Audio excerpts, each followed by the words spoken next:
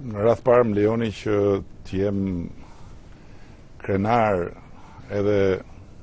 në rastin që ju m'jepni për të komunikuar për të 24 orët e Shqipërisë dhe të shqiptarëve dhe për çka na dhuruan djemtë e kombëtarës,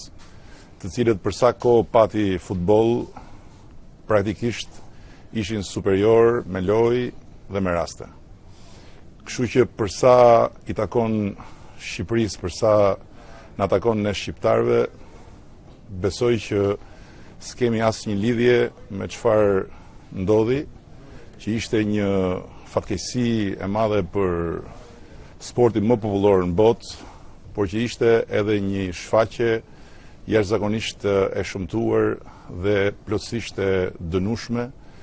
dhune dhe racizmi.